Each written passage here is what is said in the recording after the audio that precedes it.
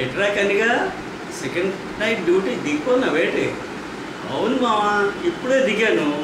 నీకు ఈ వారం సెకండ్ నైట్ డ్యూటీ కదా, మరి డే డ్యూటీకి వస్తున్నావేటి? మా ఆవిడ్ని ఆసుపత్రిలో జాయిన్ చేశానురా. రేత్రికి హాస్పిటల్లో కాపలా కాయాలని, అందుకే బాస్ని అడిగి డే డ్యూటీ చేయించుకున్నానులే. అంతకేటైంది మావా? ఏటి లేదురా. ఆ మధ్య సావిత్రమ్మ గారు నోము మోసుకొని పనసపొడి తొంగ ఇచ్చారు. మీ అత్త 4 తొంగ కక్కుర్తి పడాలి అంతే. కడుపులో ఎకారం, నొప్పి, విరోచనాలు. ఆసుపత్రిలో 4 రోజులు ఉంచాలని డాక్టర్ చెప్పారు. ఇప్పుడు కొంచెం నిమ్మడంగా ఉందిలే. అవునురా అల్లుడు, మీ నాన్న వారం రోజులైంది అనిపించలేదు, ఒంట్లో బాగుందా?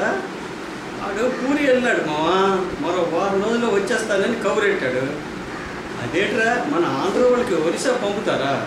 అది కాదు మావా, అక్కడ బాసు మంచి ఉద్యోగం చూసుకొని కాశీ వెళ్ళిపోన్నాడట. అందుకే ఇక్కడ బాసుని కొన్ని రోజులు అక్కడ డ్యూటీ చూడమని ఆర్డర్ వచ్చిందట. ఇక్కడ బాసు మా అయ్యకి బాగా తెలిసిన వాళ్ళే. ఆ మధ్య గుడిసె కట్టుకుంటాను, మంచి ఆదాయం ఉన్న చోటికి డ్యూటీకి వెళ్ళమని వేయమని కోరాడు. రాబడి బాగా ఉంటుంది, పూరి రథయాత్రకి వెళ్ళు అని పంపినాడు. అది సంగతి అన్నమాట.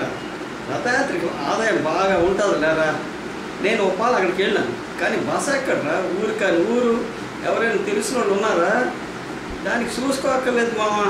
దానయ్య బోనయ్య అని మా పెద్దమ్మకి తోటాడు. 25 సంవత్సరాల నుంచి అక్కడే ఉంటున్నారు. వాళ్ళు బస ఏర్పాటు చేశారు. తిండిక జగన్నాథ్ ప్రభు గుడి ఉంది కదా, డ్యూటీ కూడా గుడి దగ్గరలోనేట. హాయిగా ఉన్నాను, 4 డబ్బులు వెనకేసి వస్తున్నానని కబురెట్టాడు. ఒరే అల్లుడు, ఆ మధ్య కమిషనర్ ఆఫీస్ దగ్గర డ్యూటీ పడిందిరా.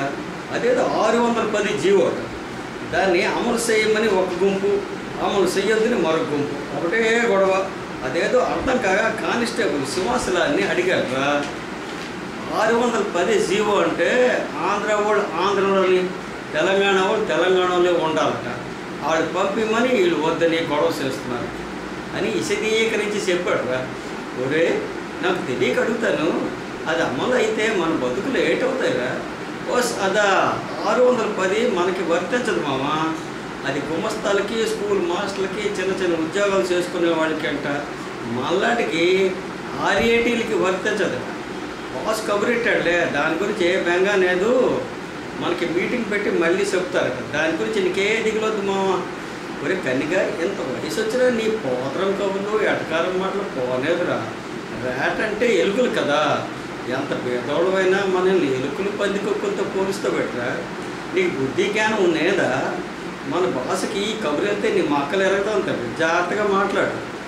అయ్యో పరదేశి మామ, ర్యాట్ అంటే నువ్వు అనుకునే ఎలుకలు పందికొలుకు కావు. ర్యాట్ అంటే రోజు అడుక్కు తినేవాళ్ళు అని అర్థం. దీని ఇంగ్లీష్లో షార్ట్ కట్ పేరు అంటారులే, నీకు తెలియదు. అయినా మామ, 610 వచ్చినా రాకపోయినా మనకు సీకు చింత నేడు.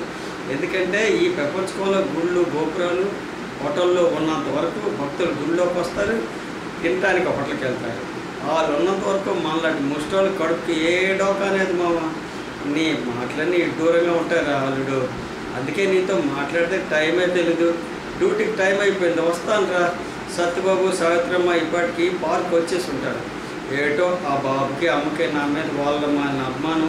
నా చేతిలో రూపాయి కాసు ఎట్టుందే, పార్కులోకి అడిగట్టరు కదా.